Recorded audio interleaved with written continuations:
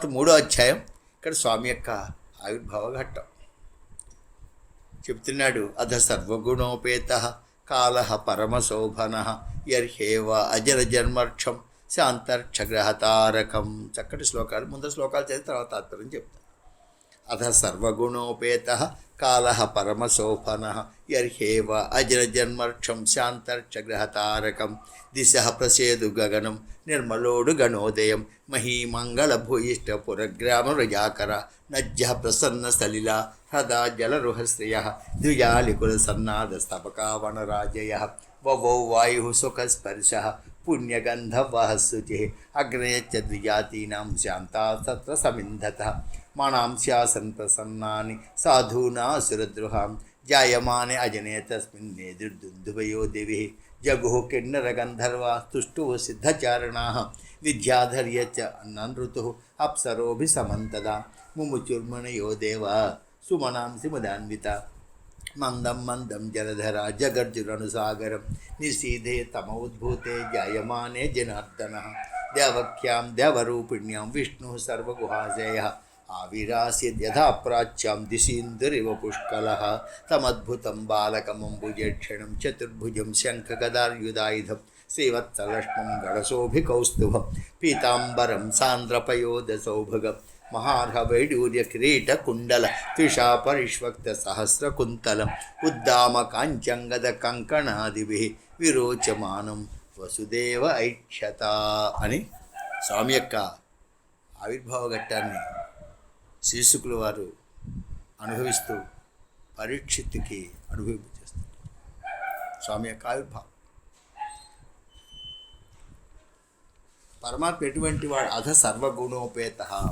ఆ సమయంలో స్వామి అవతరించే సమయం ఆసనమే. అప్పుడు కాలము సకల శుభలక్షణములతోటి ఉంది, చాలా ఆహ్లాదకరంగా ఉంది.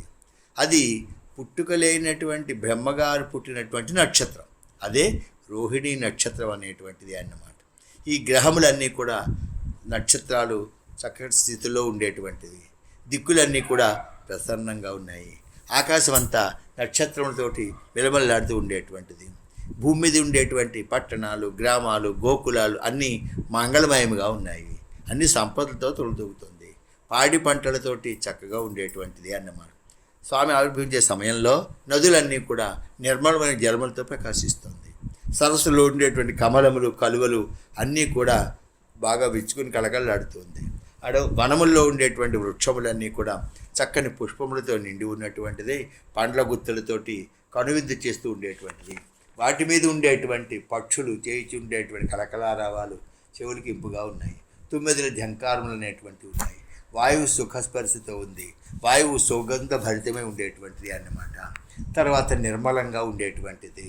కంసుడి భయంతో బ్రాహ్మణుల యొక్క గృహములలో కూడా ఆగిపోయినటువంటి అగ్నిజ్వాలలు మళ్ళీ చక్కగా ప్రజ్వలిస్తూ ఉండేటువంటిది అన్నమాట. సత్పురుషుల యొక్క మనస్సుల్లో సంతోషం అనేటువంటిది వెల్లివిరుస్తుంది. పరమాత్మ అవతరించేటువంటి సమయంలో ఆకాశంలో దేవదందువులు మ్రోగించారు. కిన్నరులు, గంధర్వులు గానాలు చేశారు. సిద్ధులు, చారణులు భగవంతుడి యొక్క కళ్యాణ గుణగణమును ప్రస్తుతిస్తున్నారు. విద్యాధర స్త్రీలు అప్సరసులతోటి ఆహ్లాదకరంగా నాట్యం చేస్తున్నారు. ఆ సమయంలో మునులు, దేవతలు సంతోషంతో పుష్పవర్షాలు కురిపించారు. మేఘములు కూడా సముద్ర తరంగకు అనుగుణంగా మెల్లమెల్లగా గర్జిస్తున్నాయి. జనన మరణ చక్రం నుండి సకల ప్రాణులను ఉద్ధరించేటువంటి శ్రీహరి అవతరించే ఆ అర్ధరాత్రి సమయంలో 4 దిక్కుల్లోనూ కూడా చీకట్లు అనేటువంటివి ఉన్నాయి. స్వామి ఎప్పుడు ఆవిర్భవించాడు? చిమ్మ చీకటి. రామచంద్ర ప్రభు పరిపూర్ణమైనటువంటి జ్ఞానం. ఆయన మధ్యాహ్నం 12 గంటలకి, ఈయనేమో అర్ధరాత్రి 12 గంటలు. పరమాత్మ అవతరించేటప్పుడు ప్రకృతి ఎలా ఉంది అంటే, తన భర్త దూరదేశాలకు వెళ్ళినటువంటి భర్త తిరిగి వస్తున్నాడంటే భార్య ఏం చేస్తుంది? తన బాగా అలంకారం చేసుకొని చూసేటువంటి భర్తకి నయనానందకరంగా ప్రీతిని కలిగించేటట్లుగా ఉంటుంది. ఈ ప్రకృతి అంతా స్త్రీ, ప్రకృతికి భర్త పరమాత్మ. కాబట్టి ప్రకృతి తనంతట తానుగా పరమాత్మకి ప్రీతిని కలిగించడానికని అలంకరించుకుంటుంది. ఎలా అలంకరిస్తే ప్రకృతి ఎలా ఉండాలి? ఆకాశం నిర్మలంగా ఉండాలి, గాలి ఉండాలి, చల్లగా ఉండాలి, సువాసనతో ఉండాలి, దుమ్ము కళ్ళలో పడిపోకూడదు. నదులు నిర్మలమైన నీటితో ప్రవహిస్తూ ఉండాలి. వృక్షములన్నీ ఫలపుష్ప భరితములై ఉండాలి. దాని మీద వివిధ పక్షులు ఉండాలి. ఆ పక్షులకు కూజితములు అనేటువంటివి ఉండాలి. తీగలు వృక్షాన్ని పెడవేసుకుని ఉండాలి. అగ్నిహోత్రము చక్కగా ప్రకాశించాలి. సరస్సుల్లో ఉండేటువంటి కమలములు వికసించాలి, కలువలు వికసించాలి. ఇది ప్రకృతిలో ఉండేటువంటి సౌందర్యం. ప్రకృతి అనేటువంటి కాంత తన భర్త వస్తున్నాడు అనేటువంటి భావన చేత తనని సర్వాంగ సుందరంగా అలంకారం చేసుకుంది. అందుకోసమని ఇంత వర్ణన అనేటువంటిది అన్నమాట. పైగా ఈ మహానుభావుడు ఎప్పుడు జన్మించాడండి? నిశీధే అంటే అర్ధరాత్రి చిమ్మ చీకటి అన్నమాట. అందరూ తమో గుణంలో ఉంటాం, అంటే నిద్రలో ఉంటాం మనం అర్ధరాత్రి సమయంలో. తమోద్భూతే జాయమానే జనార్దన. ఆ సమయంలో ఈ మహానుభావుడు ఎలా ఉన్నాడండి? జనార్దనుడే.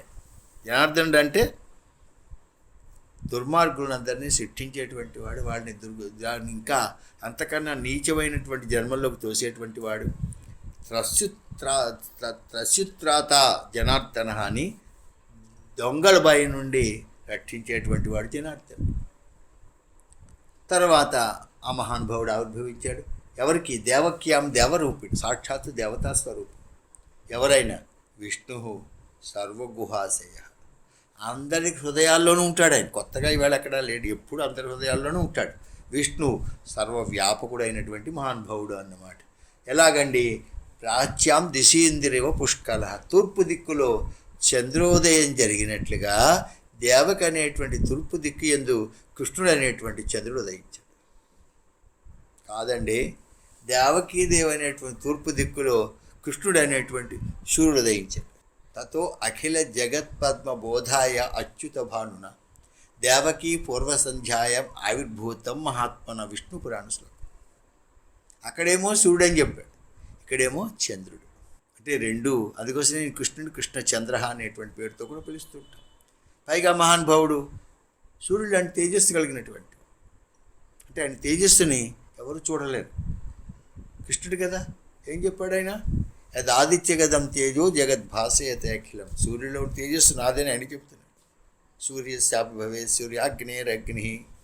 పరమాత్మ అటువంటి స్వరూపం. తూర్పు దిక్కులో ఉదయించాడు. ఎలా ఉన్నాడండి పిల్లవాడు? ఎలా ఉన్నాడంటే ఏం చెప్తారు? వ్యాసుల వారు కూడా నేనేమి చెప్పలేను, ఏమీ చెప్పలేనటువంటి స్థితిలో అద్భుతం అని చెప్పాలి. కాబట్టి మీరు అక్కడికి వెళ్ళారా? అది చూసారా? చూడండి, అబ్బో చాలా అద్భుతంగా. ఎలా ఉందంటే అద్భుతం అంటే వాక్కుకి అందేటువంటిది కాదు. అది ఎవరికి వారు స్వానుభవంతో దాన్ని ఆ అనుభూతిని పొందాలి. అద్భుతం. వ్యాసుల వారు ఏం చెబుతున్నాడు? పిల్లవాడు తమ అద్భుతం. వ్యాసుడు కొన్నిటిని అద్భుతంగా, కొన్ని అత్యద్భుతంగా వర్ణించి సన్నివేశాలు కనపడతాయి మనకి. నరసింహస్వామిని అయితే ఏం చెప్పాడండి అంటే అయినా అత్యద్భుతం. ప్రహ్లాదుడాడినటువంటి మాట సత్యం విధాతి మృజవృత్య భాషితం వ్యాప్తించ భూతేషు అఖిలేషు చాత్మన అదృశ్యత అత్యద్భుత రూపముద్వహన్. నరసింహావతారం అత్యద్భుతం, కృష్ణావతారం అద్భుతం. ఎలా ఉన్నాడు పిల్లవాడు? తమ అద్భుతం. బాలకం అంబుజక్షణం పుండరీకాక్షుడు, చతుర్భుజం 4 భుజాలు, అందులో శంఖ గదార్యుధాయుధం, శ్రీవత్స పుట్టుమట్టు లక్ష్మీదేవి ఉండేటువంటి బంగారు రేఖ లాంటిది. గళశోభి కౌస్తుభం, పిల్లవాడి మెడలో కౌస్తుభమణి, చక్కటి పీతాంబరము, సాంద్ర పయోధ సౌభగం. ఎలా ఉన్నాడండి అంటే బాగా నీటితో నిండి ఉండేటువంటి మేఘం ఎలా ఉంటుందో అలా ఉండేటువంటి వాడు. శిరస్యందు మహార్య వైడూర్య కిరీట కుండల త్రిష పరిష్వక్త సహస్ర కుంతలం. బాగా ఉంగరాల చుట్టూ అనేటువంటి ఉంగురుల శోభలు అనేటువంటిది అన్నమాట. ఉద్దామ కాంచంగద కంకణాదిభి, మొలకుండేటువంటి మొలనూలు, భుజకీర్తులు, చేతులకు ఉండేటువంటి కంకణములు, ఇలాగా విరోచమానం ప్రకాశిస్తున్నాడు. అటువంటి పిల్లవాడిని వసుదేవ ఐక్షత, వసుదేవుడు చూశాడు స్వామి యొక్క ఆవిర్భావం. ఎందుకంటే పరమాత్మ యొక్క జన్మ దివ్యమైనటువంటిది అని చెప్పుకున్నాడు. అంటే పరమాత్మ ఇలా జన్మించాడని మనం స్మరించిన మన జన్మలు అనేటువంటివి పోతాయి. పరమాత్మ ఇటువంటి కర్మలు చేశాడు అనుకుంటే మనం చేసేటువంటి కర్మల ఫలితాలు పోతాయి. అటువంటి స్వామి ఆవిర్భవించాడు. ఎప్పుడండి అంటే అష్టమి తిథి, శ్రావణ మాసం, కృష్ణపక్షం, రోహిణి నక్షత్రం. ఇది స్వామి యొక్క అవతరించిన సమయం. ఆ మహానుభావుడైతే చైత్రమాసం నవమి తిథి మధ్యాహ్నం 12 గంటలకి పునర్వసు నక్షత్రం రామావతారం.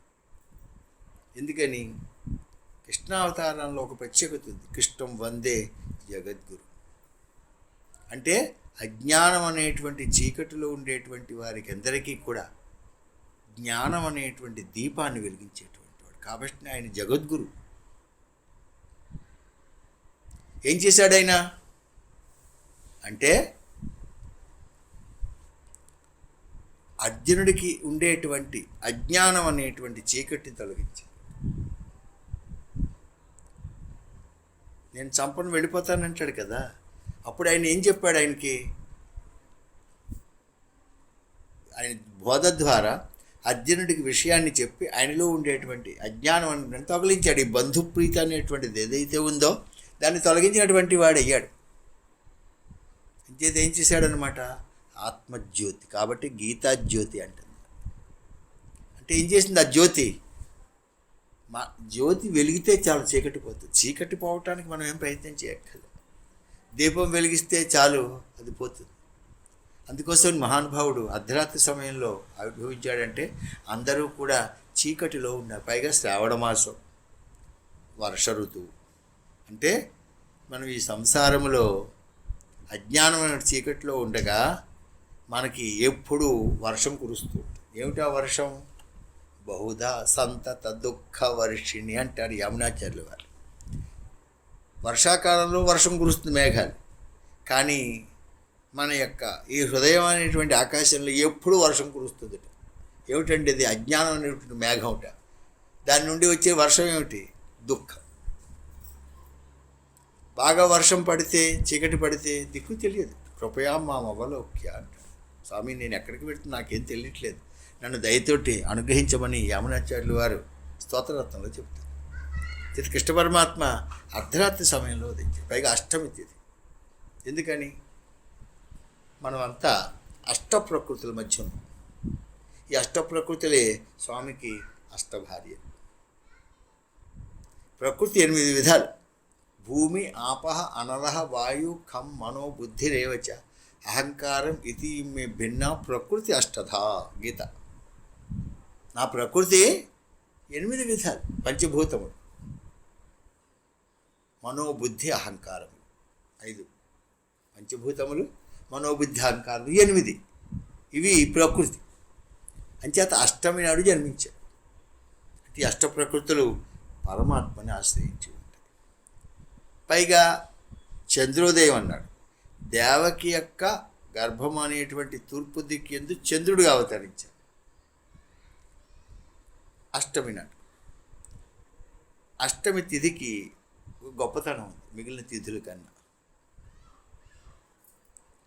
శుక్లపక్షంలోనూ అష్టమి నాడు చంద్రుడు ఉంటాడు, కృష్ణపక్షంలోనూ అష్టమి నాడు చంద్రుడు ఉంటాడు. ఈ రెండిట్లోనూ చంద్రుడు ఒకే విధముగా ఉంటాడు. సహజంగా శుక్లపక్షం అంటే రోజు రోజుకి కాంతి పెరుగుతూ ఉంటుంది. కృష్ణపక్షం అనగానే తగ్గిపోతూ ఉంటుంది. పున్నమి నాడు పూర్తిగా ఉంటాడు, మొన్నటి పాడ్యం నాడు కొంచెం కొంచెం కొంచెం తగ్గి అమావాస్య వస్తుంది. కానీ కృష్ణపక్షంలో ఉండేటువంటి అష్టమి కానీ శుక్లపక్షంలో ఉండే అష్టమి నాడు కానీ చంద్రుడు ఒకే విధంగా ఉంటాడు. అంటే ఆయనలో ఏ వికారము ఉండదు, ఏ మార్పు ఉండదు. ఎందుకని? ఆయన 16,108 భార్యలు. ఏ వికారము లేదని. అసలు నాకు భార్యలు ఉన్నారు, నేను సంసారంలో ఉన్నాను అనే భావన లేదు. అష్టమి నాడు ఉండేటువంటి ఆయనకి నవమిని, ఆయనకి నవ. ఆయనకి ఏడు గొప్పతనం. నవ అంటే ఎప్పుడు కొత్తగా ఉంటుంది.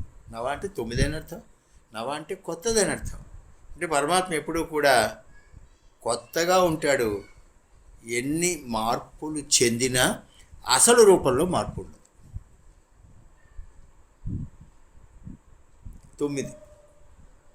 9కి లక్షణం ఏమిటి? దాన్ని ఎంత వేసుకుంటూ మనం హెచ్చవేసినా చివరికి ఆ లబ్ధాన్ని కలిపితే 9 వస్తుంది. 9 ఎక్కండి, ఎంతవరకైనా రాసుకెళ్ళండి, కలపండి. చివరికి 9. ఎన్ని మార్పులు వచ్చినా అసలు స్థితి మారదు. అంటే ఓ సుఖం వచ్చినా దుఃఖం వచ్చినా ఏ మార్పు ఉండదు. ప్రసన్నతామ్యా నగతాభిషేక తథా వనవాస దుఃఖత ముఖాంబుజస్య శ్రీ రఘునందస్య మే సదాస్తు సే మంజుల మంగళప్రద అంటాడు తులసీదాస్ అయోధ్యాకాండను వర్ణిస్తూ రామచరితమానస్. పట్టాభిషేకం చేస్తామంటే ఆయన ముఖం ఇచ్చుకోలేదు, అడవికి వెళ్ళమంటే ముఖం మాడిపోలేదు, రెండిట్లోనూ సమంగా ఉందే. అటువంటి రాముడు నాకు ఎప్పుడు శుభములను కూర్చుగా కానీ ధ్యాన శ్లోకం. పైగా ఈ నవమి తిథులు, నవమి అష్టమి తిథులు పాపం ఎవరూ కూడా గౌరవంగా చూడలేదు. నవమి అంటే మంచిది కాదంటారు, అష్టమి ఇవి కష్టంతో, నా అష్టమి నవములు కష్టపు దినములను ఒక సామెత. ఆ రోజున ఏం చేయరు కూడా, ప్రయాణాలు ఏం పెట్టుకోరు, ఏదో ఇంట్లో తిని కూర్చోవడం అనేటువంటి భయంగా ఉంటుంది. పాపం ఈ 2 తిథులు స్వామి దగ్గరికి వెళ్ళాయట. ఏమంటే అందరూ ఏదో ఏకాదశిని పంచమని సప్తమని అన్నీ బాగా చూస్తున్నారు, మా ఇద్దరిని ఎవరు పట్టించుకోవట్లేదు స్వామి, మరి ఎలాగా? సరే మీకు అందరికన్నా గొప్పతనాన్ని కలిగిస్తానని ఆయన నవమి నాడు రామచంద్ర ప్రభువుగా, అష్టమి నాడు కృష్ణస్వామిగా అవతరించారు. 2 ఉత్సవాలే, శ్రీరామనవమి, జన్మాష్టమి. అంటే మరి ఎంతవరమైన 2 నక్షత్రాలు, అద్భుతమైనటువంటి స్థితి. ఇలాగా స్వామి అవతరించారు. దీనికే మనకి పోతన గారు 2 శ్లోకాలకి ఒక పద్యాన్ని రాశారు.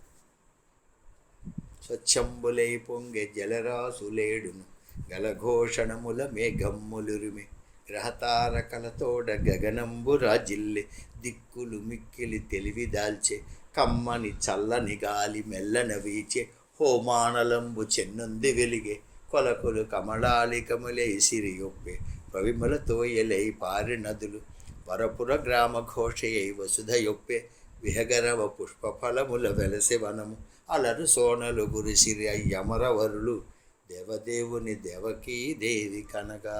చక్కటిగా వచ్చి ఈ 8 శ్లోకాలు అందులో పెట్టారు. శిశుపద్యం అది. శిశుపద్యం అంటే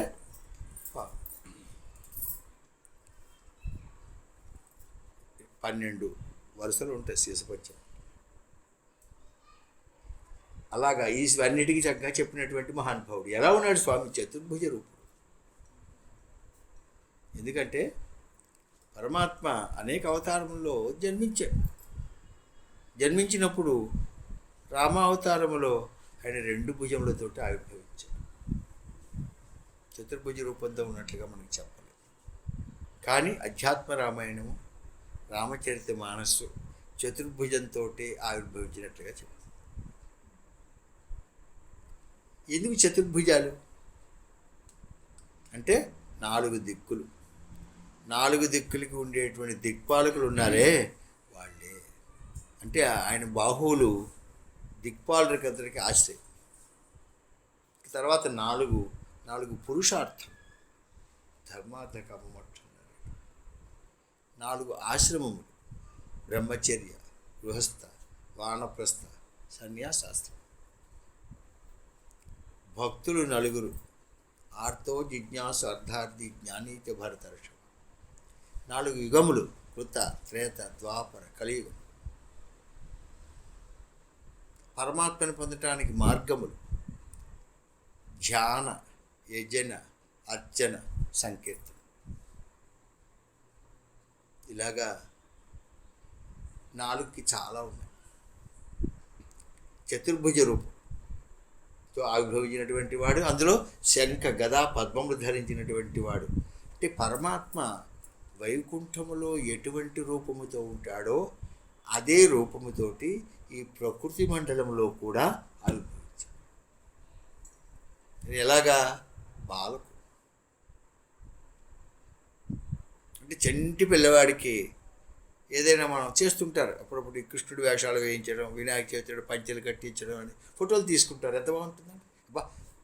మన పిల్లవాడిని మనవాడిని చూసి సంతోషం చేస్తున్నాం. సాక్షాత్తు జగన్నాథుడే, ప్రకృతికి అవతలు ఉండేటువంటి వాడు. ఆయుధాలు పట్టుకుంటే ఎలా ఉంటాడంటే, చంటి పిల్లవాడు ఆయుధాలు పట్టుకుంటే ఎలా ఉంటాడు, అన్నీ ఉన్నాయి. చూస్తాం అద్భుతం, అద్భుతం అని చెప్పాడు తప్ప ఇలా ఉన్నాడని చెప్పలే. పైగా శ్రావణ మాసం. శ్రావణ మాసం అంటే శ్రవణం చేయాలి, పరమాత్మను గురించి శ్రవణం చేయాలి. అర్ధరాత్రి అంటే పూర్తిగా అజ్ఞానంలో ఉన్నాం, చీకటిలో ఉన్నాం. ఏమిటా చీకటి? దేహాత్మ అభిమానం, నేను అనగానే శరీరం. తర్వాత స్వాతంత్ర రక్షణ, అంటే నా రక్షణ నేను చేసుకోగలను.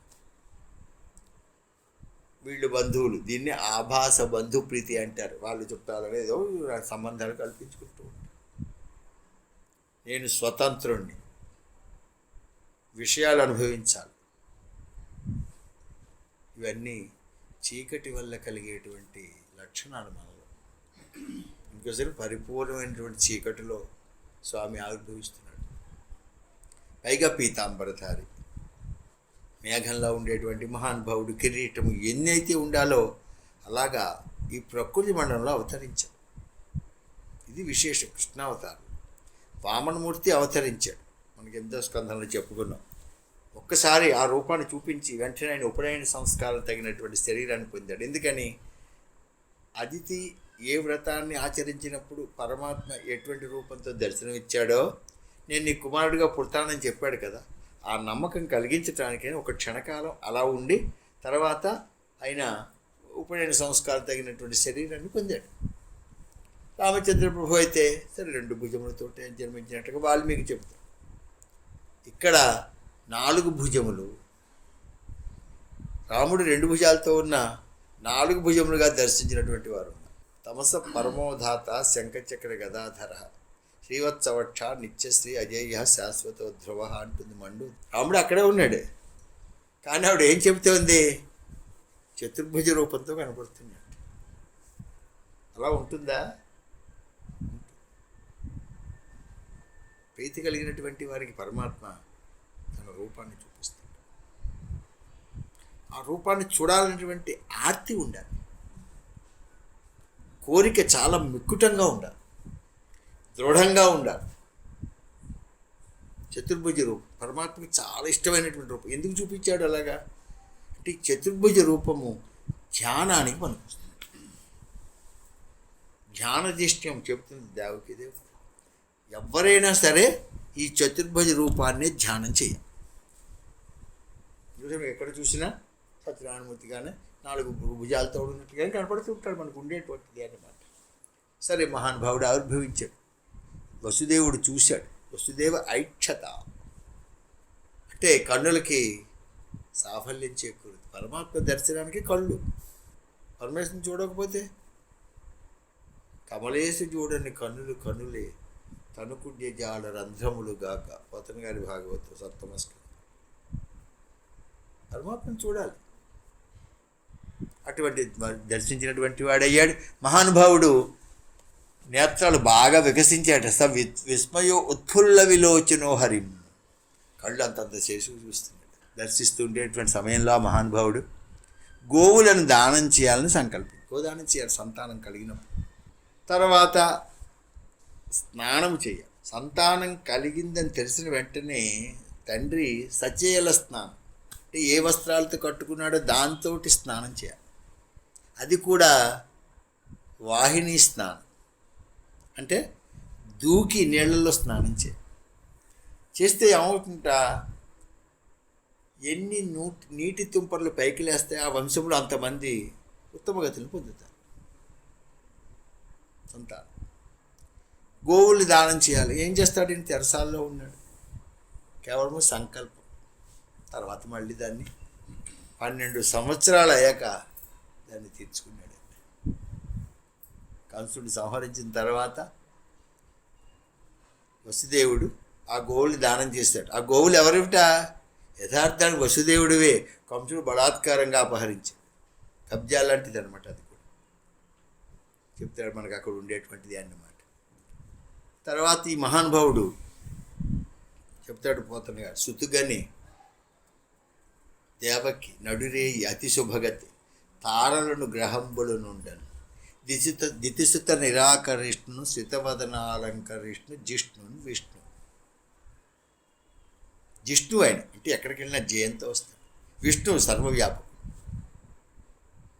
దేవకీదేవి అటువంటి పిల్లవాడికి అంది సుతుగానే దేవకి నడురేయి అర్ధరాత్రి సమయంలో తారలు గ్రహంబులు నుండి అన్నీ ఉచ్చ స్థితిలో ఉంటాయి. ఎందుకుండవండి? వాళ్ళకందరికీ ఆ స్థితి రావడానికి కారణం ఈయన. కాబట్టి వాళ్ళందరూ ఆ స్థితిలోనే ఉన్నటువంటి వారు. అంటే పరమాత్మ యొక్క జన్మని సుసంపన్నం చేస్తున్నారు. గోవుల్ని దానం చేయాలని కూడా సంకల్పించినటువంటి వాడు అయ్యాడు మహానుభావుడు. వెంటనే వసుదేవుడు స్తోత్రం చేస్తాడు. ఇది భాగవతంలో ఉండే ఈ స్తోత్రాలను ఇలా చెప్పుకుంటూ పెడితే ఎంతకాలమైనా అవదు, కానీ దాన్ని అనుభవించాలి ఎంతో కొంత. అంతే చెబుతున్నాడు ఏమని, ఇది భవాన్ సాక్షాత్ పురుష ప్రకృతే పరః కేవలానుభవానంద స్వరూప సర్వబుద్ధి దృక్. స్వామి నీవు పురుష ప్రకృతే పరః, ప్రకృతికి అవతలు ఉండేటువంటి పరమపురుషుడు నాకు బాగా తెలుసు. పైగా నీవు ఆనంద స్వరూపుడు, భవానంద స్వరూపుడు. ఈ ఆనందాన్ని ఎవరన్నమాట అనుభవం ఎవరి వారు అనుభవించాలి తప్ప ఒకడు చెబితే తెలిసేటువంటిది కాదు. పైగా సాక్షిభూతిగా ఉండేటువంటి వాడు నీవు. ఈ జగత్తు అనేటువంటి దాన్ని సృష్టించినటువంటి వాడవి, అందులో ప్రవేశించినట్లుగా కూడా ఉండేటువంటి వాడు అన్నమాట. తర్వాత నీ యోగమాయ చేత ఈ త్రిగుణాత్మక జగత్తుని అంతటినీ కూడా సృజించావు. దాని యందు నీవు ప్రవేశించినట్లుగా కనబడుతూ ఉంటావు. అనేన జీవేన ఆత్మన అనుప్రవేశ నామరూపే వ్యాకరవాణి అని ఉపనిషత్ వాక్యం కూడా పరమాత్మ ఏది సృష్టించినా దానితో పాటుగా తాను కూడా లోపల అనుప్రవేశం చేసి ఉండేటువంటి వాడు. ఎటువంటి కోరికలు లేనటువంటి వాడవు నీవు, సత్వాది గుణాలకు అతీతమైనటువంటి వాడవు. ఈ జగత్ యొక్క సృష్టి స్థితిరేములు అనేటువంటి దాన్ని జరుగుతూ ఉంటుంది నీ వల్లనే ఉండేటువంటిది.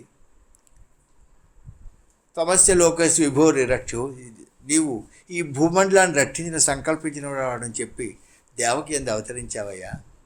రాజన్య సంజ్ఞ అసుర కోటి యూథపై, రాజులందరూ కూడా రాక్షసంశలతో విశృంఖలంగా ప్రవర్తిస్తున్నారయ్యా.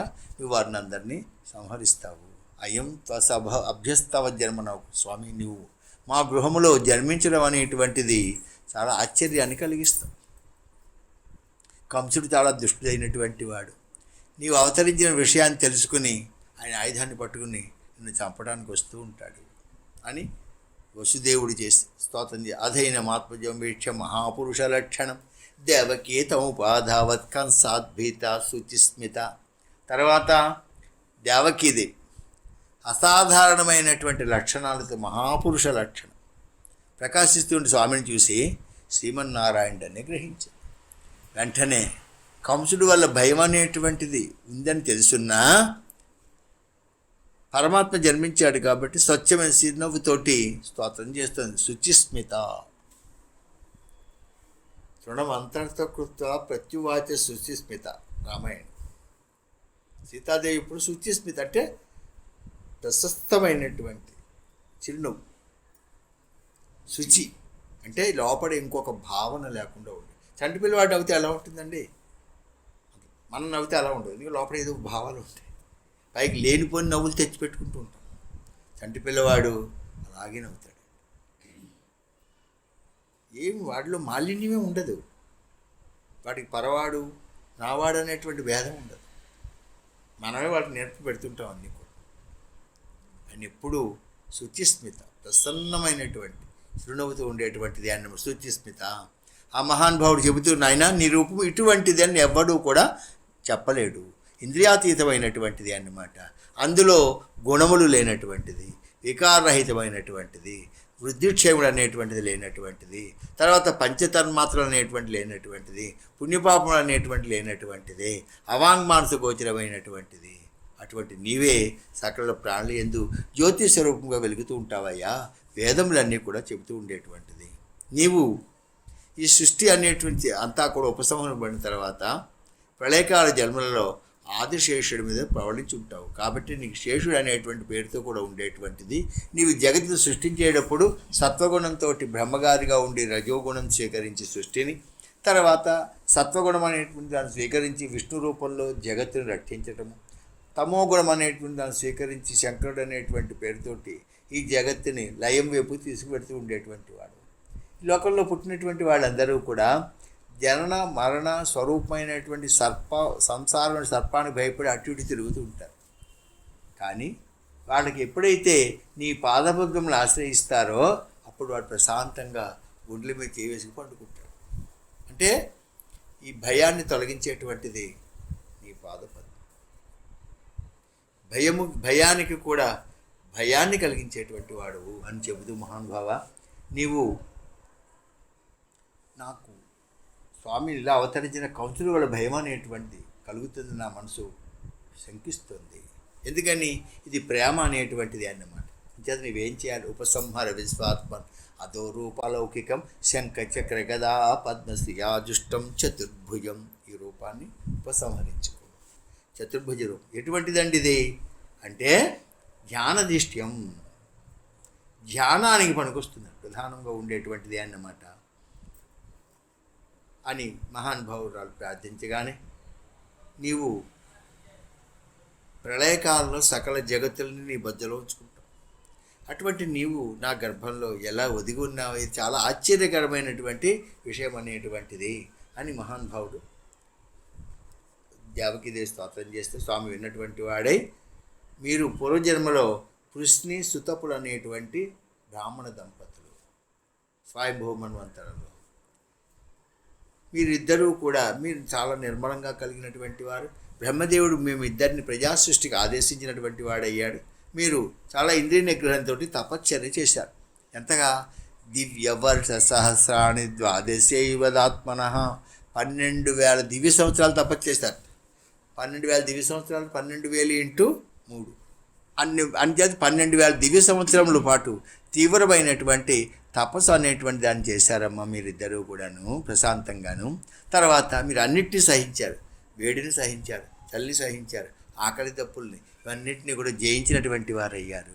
తర్వాత ప్రాణాయామం కూడా చేసుకుని మనోమాలిన్యాలన్నీ కూడా తొలగించుకున్నటువంటి వారు అయ్యారు. నేను మీ తపస్సుకి సంతోషించి మీ ఎదురుకుండా చతుర్భుజ రూపంలో సాక్షాత్కరించాను. మీరు వరం కోరుకోమనమంటే మీరు నాలాంటి కుమారుడు కావాలని కోరుకున్నారు. భోగములు అనేటువంటివి కూడా ఏమీ కోరుకోలేదు. సరే, నేను అప్పుడు మీకు కుమారుడిగా జన్మిస్తానని మాట ఇచ్చాను. తర్వాత మీరు కొన్ని విషయములను కూడా అనుభవించారు. నేను దర్శనం ఇచ్చిన తర్వాత మీరు నాలాంటి పిల్లవాడు కావాలన్నారు. అదృష్ట్వా అన్యతమంలోకి శీలౌదారి కూడా సమం. నాలాంటి పిల్లవాడు ఎక్కడ ఉంటాడు? నేను ఒక్కడే. వృషభదేవుడు కూడా ఈ వాక్యాన్ని చెప్పాడు 5వ స్కంధంలో. నాభి మేరు దంపతులు యజ్ఞం చేసి ఋత్వికులు చెప్పారు, మా మహారాజుకి నీలాంటి కొడుకు కావాలని. నా అలాంటివాడిని నేనే పుడతాను. నాభికి వృషభుడు అనేటువంటి పేరుతోటి 5వ స్కంధంలో చెప్తారు. అంటే ఆయన ఒక్కడే, ఆయనతో ఏకమేవ అద్వితీయం, ఆయన ఒక్కడే తప్ప రెండవది అనేటువంటిది లేదు. అందుకోసం అదృష్ట్వా అన్యతమంలోకే, ఇంకెవరు నాలాంటి వాడు ఇంకొకరు లేకపోవడం వల్ల ఏమవుతుందండి? నేనే మీకు కుమారుడిగా జన్మిస్తాను. తర్వాత జన్మలో మీరే అతిథి కశ్యపులుగా జన్మించారు. ఆ సమయంలో ఉపేంద్ర ఇది విఖ్యాతో వామనత్వాచ వామన, నేను వామనుడిగా జన్మించాను. తర్వాత అప్పుడు కూడా చతుర్భుజ రూపంతో మహానుభావుడు ఆవిర్భవించాడు, చూసింది. తర్వాత రూపాన్ని సంహరించుకున్నాడు. తర్వాత ఇది ఇప్పుడు కూడా 3వ జన్మ. మీకు 3వ జన్మలో కూడా నేను చతుర్భుజ రూపంతో అవతరిస్తానని చెప్పాను కాబట్టి చతుర్భుజ రూపాన్ని చూపిస్తున్నాను.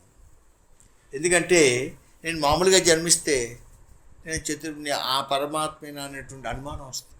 అందుకోసమని మీకు ఆ రూపాన్ని చూపిస్తే విశ్వాసం కలగడం కోసం చేసేటువంటిది అన్నమాట అని చెప్పి ఈ రూపాన్ని చూపించాను. యువామ్మాం పుత్రభావేన బ్రహ్మభావేన చేసుకుంది. ఇటుపైన మీరు నన్ను కుమారుడుగాను భావిస్తారు, సాక్షాత్తు పరబ్రహ్మగాను ఆదరిస్తూ ఉంటారు. కాబట్టి ఇంక మీకు చింతయంతో కృత స్నేహం యాస్యేధే మద్గతిం పరాం, నా లోకాన్ని పొందేస్తారు మీరు. అంటే మీకు ఇంకా ఇది ఆఖరి జన్మ. అన్ని జన్మం కడసారి సునిక పుట్టుట తథ్యము సున్నా అంటాడు రామదాస్ గారు కూడా. ఆఖరి జన్మ పరమాత్మని ఆశ్రయించావంటే ఇది ఆఖరి జన్మ అనేటువంటిది అన్నమాట. ఇలా మహానుభావుడు వారికి ఆ విషయం చెప్పినటువంటి వాడయ్యాడు. వెంటనే అయినా సద్యో బభూవ ప్రాకృత శిశువు, సామాన్యుడు పిల్లవాడిగా మారిపోయాడు. స్వామి యొక్క ప్రేరణ చేత వసుదేవుడు ఆ పిల్లవాడిని తీసుకుని ప్రసూతి గృహం నుండి బయటికి రావడానికి ప్రయత్నం చేస్తున్నాడు. అదే సమయంలో యా యోగమాయా జనినందజాయయా, పిల్లవాడిని తీసి బయటకు వస్తుంటే అదే సమయంలో యోగమాయ నందుడి యొక్క భార్య అయినటువంటి యశోదకి కుమార్తెగా జన్మించింది. ఆ చెరసాలన్నీ కూడా చాలా గొలుసులతోటి గడియలతోటి ఉండేటువంటిది అన్నమాట. అందరూ కూడా గాఢ నిద్రలో ఉన్నారు. అర్ధరాత్రి సమయం కదండి, చీకటిగా ఉండేటువంటిది అన్నమాట. తర్వాత అవన్నీ కూడా విడిపోయాయి. ఇప్పుడు తా కృష్ణవాహే వసుదేవాగతే, సరే మహానుభావుడు తలుపులన్నీ తెరుచుకున్నాయి కాబట్టి ఆ పిల్లవాడిని చేతిలో తీసుకున్నటువంటి వాడే నెమ్మదిగా చెరసాల బయటకు వచ్చినటువంటి వాడే. పైగా అది వర్షాకాలం, శ్రావణ మాసంలో వర్షాకాలం సహజంగా ఉండేటువంటి శ్రావణ భాద్రపదములు వర్ష ఋతువు అని చెప్పుకుంటాం మనం ఉండేటువంటిది అన్నమాట. ఆ సమయంలో యమునా నది జీలములు కూడా ఎలా ఉన్నాయండి అంటే ఉవ్వెత్తు కెరటాలతో ఉన్నాయి. వర్ష పర్జని ఉపాంశు గర్జిత, తర్వాత మేఘములు కూడా గర్జిస్తూ వర్తిస్తుండే. పిల్లవాడి మీద నీటి తుంపలు పడకూడదు కాబట్టి శేషు అన్వగాత్ వారి నివారయన్ ఫణై, ఆదిశేషుడు ఆ వర్షధారలు శిశువు మీద పడకుండా ఛత్రములు అడ్డుపెట్టినటువంటి వాడు వస్తువుని అనుసరించి ఎక్కడున్నా ఆదిశేషుడు పరమాత్మకి కైంకర్యం చేస్తాడు. రామ రూపంలో ఉండేటువంటి, కృష్ణ రూపంలో ఉండే, ఈ అవతారంలోనూ ఉండేటువంటిది అన్నమాట. మహానుభావుడు వచ్చినటువంటి వాడయ్యాడు. తర్వాత యమునా నది జలములు కూడా పర్వాలు తొక్కుతున్నాయి. గంభీర తయోగ జర్వోన్మిఫేనిలా భయానకావర్త శతాకుల నది మార్గంధతో సింధిరివశ్రియప్పతి. ఆ సమయంలో యమునా నది కూడా చాలా భయంకరంగా ఉంది. ఉవ్వెత్తి కెరటాలతో జలచరములన్నీ తిరుగుతున్నాయి. యమునాం చాతి గంభీరాం నానావర్త జషాకుల వసుదేవో వహన్ కృష్ణన్ జానుమాత్రోదకో యయో అని విష్ణు పురాణ శ్లోకం. ఆ యమునా నది కూడా మోకాలు బంటు లోతు అయిపోయింది. ఏం చేసింది అప్పుడు? మార్గంధతో సింధిరివశ్రీ అప్పతే. రామచంద్ర ప్రభువుకి లంకకి వెళ్ళడానికి సముద్రం దారి ఎలా ఇచ్చిందో యమునా నది కూడా అలా ఇచ్చినటువంటిది అన్నమాట. అందుకోసం ఇక్కడ ఒక మాట చెప్తా. గోదావరి నదీ తీరంలో రామచంద్ర ప్రభు ఉన్నాడు పంచవట్ల సీతమ్మతోటి కలిసి. ఇక్కడ వసుదేవుడు దేవకి వీళ్ళు కూడా ఇక్కడే ఉన్నారు. కృష్ణుడు ఇక్కడే జన్మించాడు. సీతమ్మని రావణాసుడు అపహరించాడు. ఆవిడేం చెప్పుకుంది? హంస కారణవాకీర్ణం వందే గోదావరి నది సీతాం హరతి రావణ క్షిప్రం రామాయ సంస్వత్వం సీతాం హరతి రావణ. తొందరగా చెప్పండి, మరి రాముడు రాగానే నన్ను రావణాసుడు అపహరించాడని గోదావరి నదికి నమస్కారం చేసి చెప్పుకుంది. రాముడు వచ్చాడు, అడిగాడు కూడా. పక్కన వనదేవతలు అందరూ కూడా గోదావరి నదిని ప్రేరేపించారు. గోదావరి చెప్పి రావణాసుడు సీతమ్మను అపహరించాడు. కానీ రావణస్య తద్రూపం, భయంకరమైన రావణాసుడి రూపాన్ని వాడు చేసేటువంటి చేష్టితములకి భయపడి సా నది నా శశంసత చెప్పలేదు గోదావరి నది. అందుకోసమనే చమత్కారంగా యమునా నది గొప్పది, గోదావరి తక్కువది అని చెప్తారు. యమునా నదికి ఏమిటి గొప్పతనం? ఇంకో స్వామి ఆవిర్భవించాడు. ఇక్కడే కంసుడు ఉన్నాడు, పక్కనే అవతలకి వెళుతున్నాడు. పక్కనే ఉండేటువంటి కంసుడికి భయపడకుండా యమున దారి ఇచ్చింది కాబట్టి మా యమునా నది గోదావరి కన్నా కొంచెం పవిత్రత ఎక్కువ. అంతేకాకుండా యమునా నది తీరంలో పరమాత్మ ఉంటాడు. తూయ పెరునీరు యమునై త్వరై అని అంటుంది అండాళ్ళ. పవిత్రమైనటువంటి యమునా నది జలం, అది యమునా నది కూడా దారి ఇచ్చింది ఉండేటువంటిది అన్నమాట. సరే, ఆ మహానుభావుడు అక్కడికి వెళ్ళాడు నందవ్రజంలో. అక్కడ కూడా యోగమాయ ప్రభావం. అందరూ నిద్రలో ఉంటారండి, అందరూ నిద్రలో. మాయ అలాగే ఉంటుంది.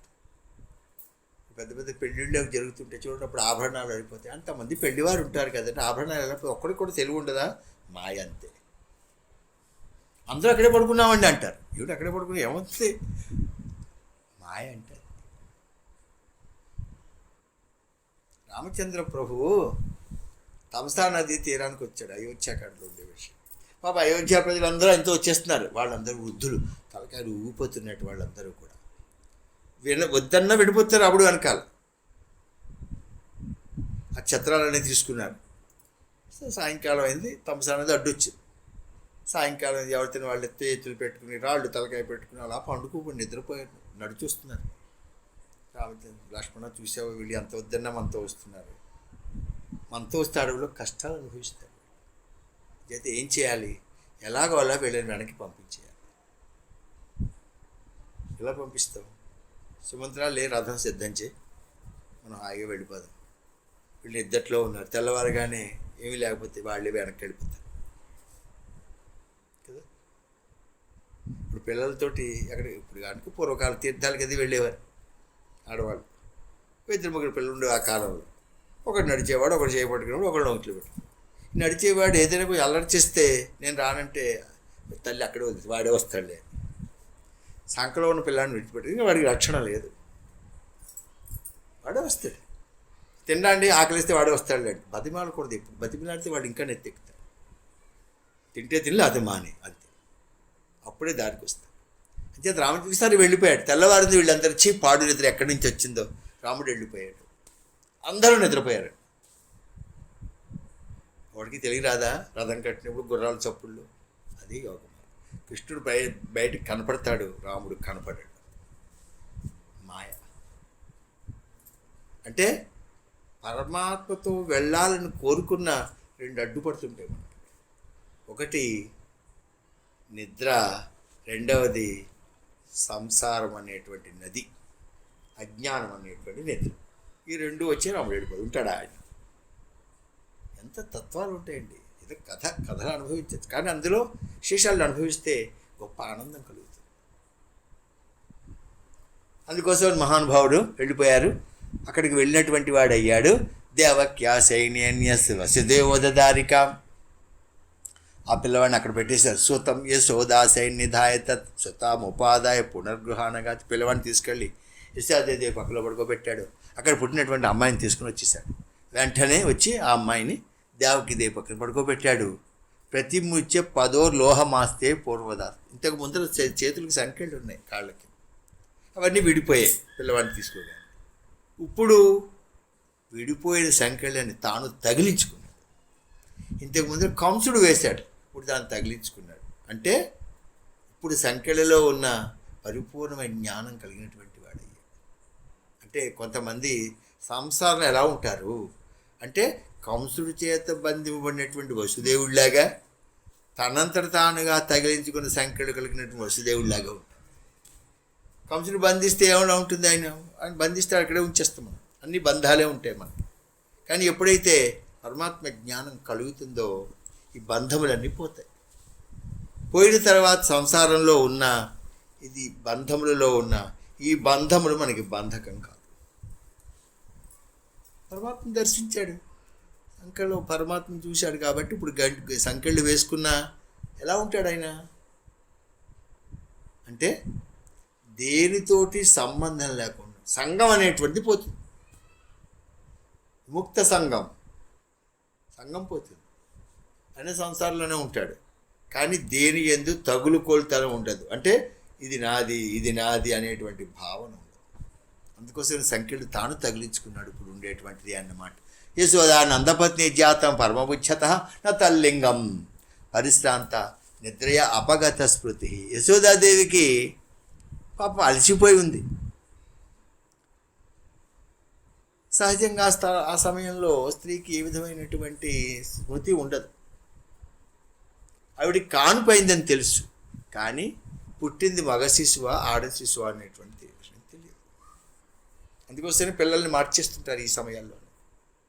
సినిమాల్లోనూ చూస్తుంటాం, మనం మామూలుగా కూడా చూస్తుంటాం. పిల్లల్ని మార్చేస్తారు. పాప ఆవిడకి అపస్మారక స్థితిలో ఉంటారండి ఆ సమయంలో. వాళ్ళకి ఏమీ తెలీదు. కానుపోయినట్టు తెలుసు, ఎవరు పుట్టారు ఎవరికి తెలుసు తెలియదు. అందుకోసం నా తల్లింగం పరిశ్రాంత నిద్ర అపగత స్మృతి అని కృష్ణ జననం 3వ అధ్యాయం. మంచి అధ్యాయం. సంతానం కావాలనుకున్నా, గర్భవతులైనటువంటి సుఖంగా గర్భప్రసవం కావాలనుకున్నా, చక్కటి సంతానం కావాలనుకున్నా ఈ పరమాత్మ యొక్క జన్మ వృత్తాంతాన్ని స్మరించినట్టయితే అటువంటి స్థితి. తర్వాత అక్కడికి వచ్చేసాడు. తర్వాత ఇవన్నీ ఇంతకు ముందులాగా మూసుకుపోయే తలుపులన్నీ కూడా గడిగలతోటి సంఖ్యలతోటి అన్నమాట. ఒక్కసారిగానే తతో బాలధ్వనిం శృత్వా గృహపాల సముచిత, ఆ పిల్ల ఏడిచ్చింది ఇక్కడికి వచ్చాక, అంతవరకు ఏడవ. అది విని గృహపాల సముచిత, గృహపాల అంటే కుక్క అని అర్థం, అంటే సేవకులని అర్థం. వాళ్ళందరూ యోగ నిద్రలోనే ఉన్నారు అప్పుడు కూడా.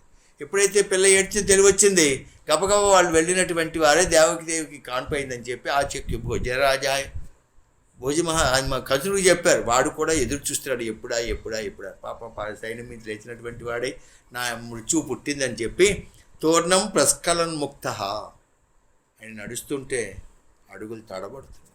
ఇవన్నీ అపశకున్నారు. జుట్టుముడి విడిపోయింది. పాపం దేవకి దగ్గరికి వచ్చాడు. ఆ పిల్లని పాప దేవకీదేవి సంఖ్యలలో ఒడుగులో పట్టుకుంటే ఆవిడ బతిమలాడతా మహాభ్రాతరం దేవి కృపణాం కరుణం సతి, అయినా పుట్టింది మేనల్లుడు కాదు మేనకోడు, స్త్రీహత్య చేయొద్దు. ఇంతకు ముందర మా 6 కుమారుని సంహరించాం, సరే 7వ గర్భం అయిపోయింది. ఇప్పుడు మాకు పుత్రికైకా ప్రదీయత, కనీసం ఈ ఆడపిల్లని చూసుకుని ఆనందించేటువంటి స్థితి ఏదైనా ఉండదు అని పాపం బ్రతిమిలాడుకుంది. ఎందుకని అంటే దేవకీదేవి పోతన గారు చాలా హృదయ విదారకంగా ఉండేటువంటి పద్యాలన్నీ రాస్తుంటారు. అన్న సమీంపు మన్న అల్లుడు గాడిది మేనకోడలు, చెల్లెలకి ఏం చేయాలి అని నువ్వు మంచి మాటలు చెప్పాలి, లేకపోతే మాటలు ఇచ్చుటో చీరలు పెట్టడం ఏదో చేయాలి, కానీ వాడి పిల్లల్ని చంపేస్తావా అనేటువంటి భావాలన్నింటినీ కూడా చెప్పినటువంటి వాడయ్యాడు.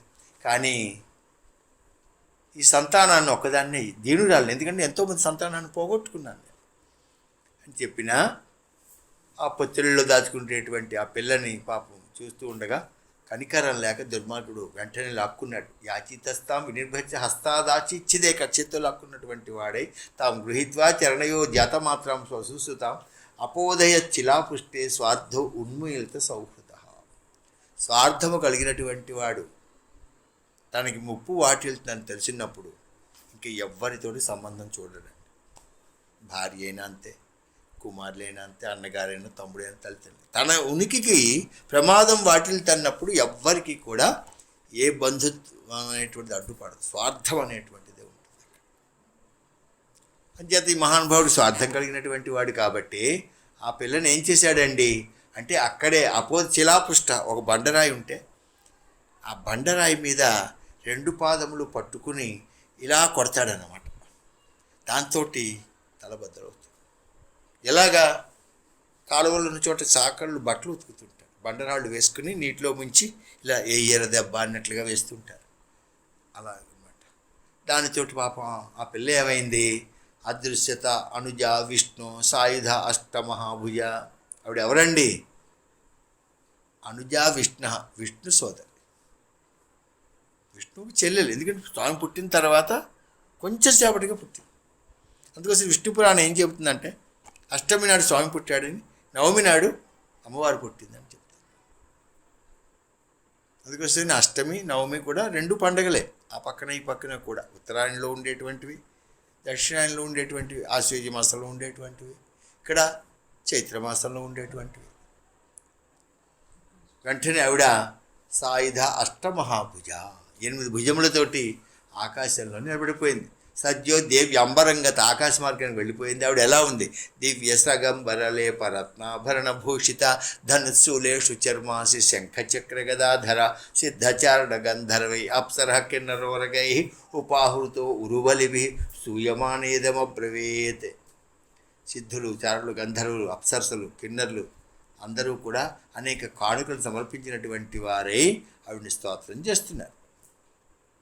ఆవిడ ఎలా ఉంది, దివ్యమైనటువంటి వస్త్రములతోటి, మాలలతోటి, రత్నాభరణములతోటి, అనులేపనలు అంటే శరీరానికి పూసుకునేటువంటి మైపూతలు అనేటువంటిది అన్నమాట. ధనుసు పట్టుకుంది, శూలం పట్టుకుంది, తర్వాత చర్మము అనేటువంటి కవచం అనేటువంటిది ధరించినటువంటిది అన్నమాట. శంఖచక్రములని గదని దాల్చినటువంటిది, తర్వాత అటువంటి రూపాన్ని ధరించినటువంటిది. అందరూ స్తోత్రం చేస్తూ ఉండేటువంటి వారు.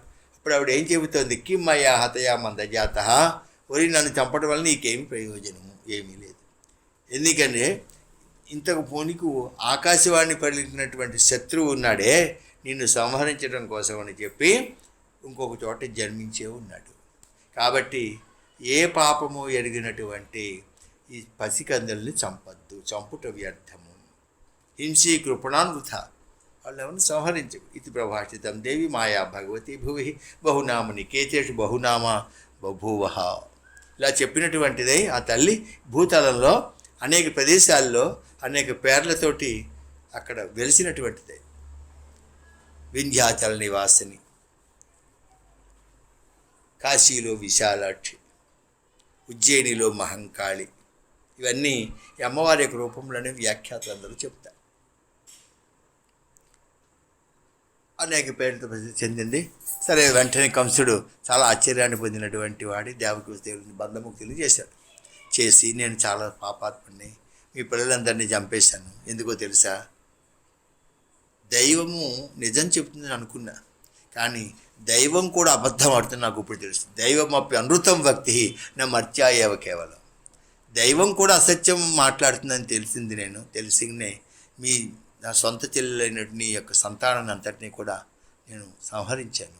ఏమాత్రం దుఃఖించద్దు మీరు, ఎందుకో తెలుసా, జీవులందరూ వారి పూర్వ జన్మ కర్మ ఫలములు అనుభవిస్తారు. చక్కటి వేదాంతం చెబుతున్నాడు కంసుడు కూడా ఇక్కడ ఉండేటువంటిది అన్నమాట.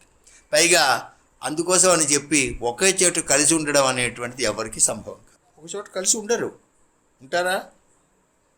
చాలా మనకు ప్రస్తుతం కూడా కనబడుతుంటే భార్య ఒక చోట, పిల్లవాడు భర్త ఒక చోట ఉంటాడు. కలిసి ఉండడం అనేటువంటిది అన్నమాట. అంటే ఇది ప్రారంభం, దాన్ని అనుభవించి తీరాలి. ఎలాగైతే కొండ మట్టితో తయారవుతుంది, కొండ పగిలిపోయిన మట్టి ఉంటుంది, అలాగే ఈ శరీరం అనేటువంటి మారుతూ ఉంటాయి. కానీ ఇందులో ఉండేటువంటి ఆత్మ ఎప్పుడూ కూడా ఏ వికారం అనేటువంటి దాన్ని పొందదు. ఈ విషయం తెలియలేనటువంటి వారు ఈ సంసార చక్రంలో తిరుగుతూ ఉండేటువంటి వారు అన్నమాట. అయితే అమ్మ, నీవేమి దుఃఖించవద్దు, ఎందుకంటే నీ కుమారులు నా వల్లనే ప్రాణాలు కోల్పోయారు, నీవు శోకించి. ఎందుకంటే ప్రతి ప్రాణి కూడా సుకృత దుష్కృత ఫలములని విధిగా అనుభవించి తీరాలి. మానుషోచత సర్వ స్వకృతం విందతే అవశః. వాడు చేసిన పుణ్యమో పాపమో వాడు అనుభవించి తిరగడం అనేటువంటిది ఉంటుందని పాప ఇలా చెప్పి నన్ను క్షమించమని ప్రార్థించాడు. వెంటనే దేవకి క్షమించారు. 6 పిల్లల్ని చంపేసిన క్షమించగలిగారంటే ఎంత క్షమాగుణం ఉండాలండి. క్షమించారు. చిరునవ్వుతోడు ఉన్నటువంటి వారు అయ్యారు వారు కూడాను అని పాపం చెల్లెల్ని బావని కూడా కాళమి పడిపోయాడు. పాదౌ శ్యాల శ్వశ్రూరథాగ్రహి, కాళమి పడిపోయినటువంటి వాడయ్యాడు. వాళ్ళకి ఆ సంఖ్యలు విడిపించినటువంటి బయలుదేరినటువంటి వాడయ్యాడు. సరే, కంసుడు వసుదేవుడు దేవకి కూడా పశ్చాత్తాపడుతున్నాడు కదా, ఇంకేం కావాలండి? పశ్చాత్తాపం కన్నా ప్రాయశ్చిత్తం అనేటువంటిది. సంతోషించినటువంటి వారయ్యారు. దాంతో మహానుభావాన్ని నీకు చెప్పింది యథార్థం. వసుదేవుడు కూడా చెప్పి నీకు చెప్పింది యథార్థం. అంటే జీవులు వారి వారి కర్మఫలాన్ని అనుభవిస్తారు. ఆ జీవులకు అంతే, పుట్టగానే చనిపోవడం అనేటువంటిది ఉంది వారిలో ఉండేటువంటిది అన్నమాట. ఇలా చెప్పినటువంటి వారు అయ్యారు. కాస్త వాళ్ళని పంపించేసినటువంటి వాడు అయ్యాడు. తర్వాత అన్నిటికీ కూడా ఏమిటిట, పరమాత్మే కారకుడు, సృష్టితి లేక పరమాత్మే అన్నిటికీ ప్రేరకుడు అనేటువంటిది అన్నమాట. ఇలా చెప్పిన తర్వాత కంసేమి ప్రసన్నాభ్యాం, కంసుడు వాళ్ళని అనుమతి తీసుకుని ఆయన భవనంలో ప్రవేశించాడు. రాత్రి గడిచిపోయింది. తెల్లవారుగానే కంసుడు మంత్రులందరినీ పిలిచాడు. పిలిచిన తర్వాత వాళ్ళు ఎవరు, పోతన, శకటాసురుడు, కపిత్తాసురుడు, అఘాసురుడు, ధేనుకాసురుడు, బకాసురుడు, వాళ్ళందరూ మంత్రులు అలాగే ఉంటారు. వాళ్ళే మంత్రుల కింద ఉంటారు కదా. వాడు రాక్షసుడు కాబట్టి కింద రాక్షసులే. అందుకోసం అని చెప్పి వాళ్ళందరినీ పిలిచిన తర్వాత ఒక మాట చెప్తున్నారు. దానికి విషయం అంతా చెప్పేశాడు. మరి ఏం చేయాలి, నన్ను చంపేవాడు పుట్టాడని చెబుతోంది. అంటే నువ్వు ఈ యోగమాయకు మాటలనేటువంటిది కనుక నిజం అనుకున్నట్లయితే గ్రామాల్ని, పట్టణాలని, గొల్లపల్లెని, అన్ని మనం గాలిద్దాం. అక్కడ 10 దినములు వయసు నిండినటువంటి వారు ఎవరైతే ఉంటారో వాళ్ళందరినీ చంపేద్దాం. పుట్టాడని చెప్తున్నారు కదా, అలా చేసినట్లయితే వాడు శత్రువు అనేటువంటి ఉన్నాడు. ఇంకా దేవతలు అంటారు మన ఏం చేస్తారా, వాళ్ళు యుద్ధానికి భయపడుతూ ఉంటారు. కాబట్టి వారు మన ఏమీ చేయలేరు. నీవు ప్రయోగించేటువంటి బాణముల చేత ప్రాణం రక్షించుకోవడానికి అని చెప్పి యుద్ధరంగం నుండి పరిగెత్తుకు పారిపోతారు. దేవతల్లో కొంతమంది అస్త్రశస్త్రాలు విడిచిపెట్టినటువంటి వారు చేతులు కట్టుకుని నీ ముందు నిలబడతారు. కొంతమంది జుట్టుముళ్ళు విడిపోతూ పంచులు జారిపోతుంటే స్వామి మేము భయగ్రస్తులమయ్యాము, మమ్మల్ని రక్షణ నిన్ను వేడుకుంటూ ఉంటారు. పైగా నీవు అస్త్రశస్త్రం విడిచిపెట్టినటువంటి వారిని, భయపడినటువంటి వారిని, యుద్ధం నుండి వెనుతిరిగేటువంటి వారిని, రక్షించమని ప్రార్థించేటువంటి వారిని నీవెప్పుడు కూడా వారిని దండించవు. దేవతలు ఎప్పుడు ఇళ్లలో ఉండి ప్రతాపాలు చూపించుకుంటారు. ఆ దేవతలు ఉన్నారే రహోజుషా కింహరిణ, ఆ విష్ణువు ఎప్పుడూ కూడా రహస్యంగా తిరుగుతూ ఉంటాడు. తర్వాత శివుడు వనముల్లో తిరుగుతూ ఉంటాడు, భస్మాన్ని రాసుకుంటూ ఉంటాడు. బ్రహ్మది గారు ఎప్పుడు తపస్సు చేస్తూ ఉంటాడు. వాళ్ళు ఏం చేస్తారు నిన్ను? అంచేత వాళ్ళ కోసం భయపడాల్సిన అవసరం అనేటువంటిది లేదు. కానీ దేవతలు మనకి జ్ఞాతులు, వాళ్ళని ఉపేక్షించకూడదు. ఎందుకో తెలుసా? అలా ఉపేక్షిస్తే ఏమవుతుందంటే శరీరంలో ఒక రోగం వచ్చినప్పుడు దాన్ని కనుక ఉపేక్షించినట్లయితే తర్వాత దాన్ని చికిత్స చేత నయం చేయడం సాధ్యం కాదు. ఇప్పుడు మనం ఏం చేయాలంటే తప్పకుండా దేవతల్ని ఎదిరించేటువంటి పని చేయాలి. ఎలాగా మరి? దేవతలు ఎదిరించాలంటే ఏం చేయాలి? దేవతలకు ఎవరు మూలమో వాడిని పట్టుకోవాలి.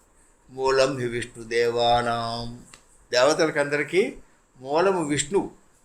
తర్వాత ఆ మహానుభావుడు ఎత్ర ధర్మ సనాతన, సనాతన ధర్మం ఎక్కడ ఉంటుందో అక్కడ ఉంటాడు. తస్య చ బ్రహ్మ గో విప్రాస్తపో యజ్ఞ సదక్షిణ, వేదాలు, గోవులు, బ్రాహ్మణులు, తపస్సులు, యజ్ఞాలు ఇవన్నీ కూడా సనాతన ధర్మానికి మూలాలు. కాబట్టి మనం ఏం చేయాలంటే వేదాన్ని అధ్యయనం చేసిన బ్రాహ్మణుల్ని, తపస్సు చేసుకునేటువంటి వారిని, యజ్ఞాలు ఆచరించే స్వభావం కలిగినటువంటి వారిని, యజ్ఞములకి ఆవశ్యకమైన నెయ్యి మొదలైనటువంటి పాలు పెరుగు ఇచ్చేటువంటి గోవులని పూర్తిగా నాశనం చేద్దాం.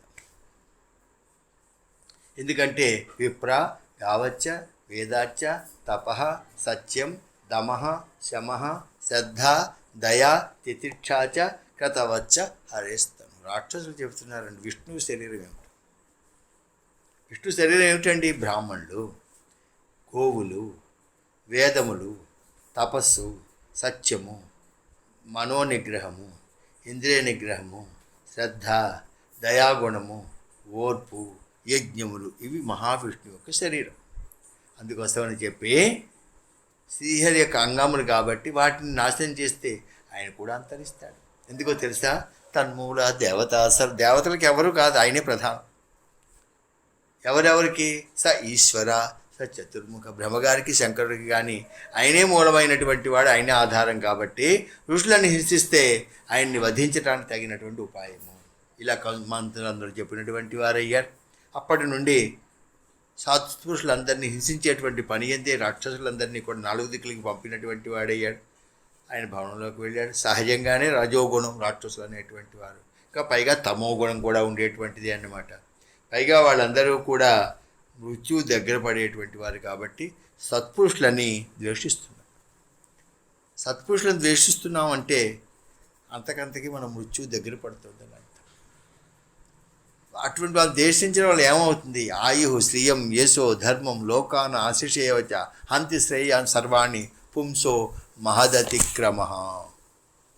సత్పురుషులను అవమానించటం వల్ల దుష్కృత్యముల కారణంగా ఆయువు పోతుంది, సంపదలు పోతాయి, కీర్తి ప్రతిష్టలు పోతాయి, పుణ్యం పోతుంది. ఈ విధంగానే పాపములు మూట కట్టుకునేటువంటి దానవుల విషయంలో చెప్పేది ఉంది ఉండేటువంటిది అని. ఇలా చెప్పిన తర్వాత వాళ్ళు ఆ పని మీద ఉన్నారు. ఆరతి అతి పావన పురాణకి ధర్మభక్తి విజ్ఞాన ఖానికి, ఆరతి అతి పావన పురాణకి ధర్మభక్తి విజ్ఞాన ఖానికి, మహాపురాణ భాగవత నిరమల సుఖముఖ విగలిత నిగమ కల్ప ఫల పరమానంద సుధార సమయకల లీలారతి రసరస నిధానికి, కలిమల మదన త్రితాప నివారిణి జన్మ మృత్యుమయ భవభయహారిణి, సేవత సతత సకల సుఖకారిణి, సుమహౌషధి హరిచరిత గానకి, విషయ విలాస విమోహ వినాశిని, విమల విరాగ వివేక వికాసిని, భగవత్తత్వ రహస్య ప్రకాశిని, పరమజ్యోతి పరమాత్మ జ్ఞానికి, పరమహంస మునిమన ఉల్లాసిని, రసిక హృదయ రసరాస విలాసిని, భుక్తి ముక్తిరతి ప్రేమ సుదాసిని, కథ అకించన ప్రేయసు జానకి, ఆరతి అతి పావన పురాణకి ధర్మభక్తి విజ్ఞాన ఖానికి.